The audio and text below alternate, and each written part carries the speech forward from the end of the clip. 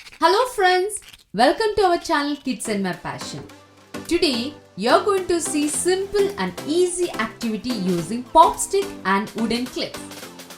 Yes, construct the pop stick and wooden clips in different shapes.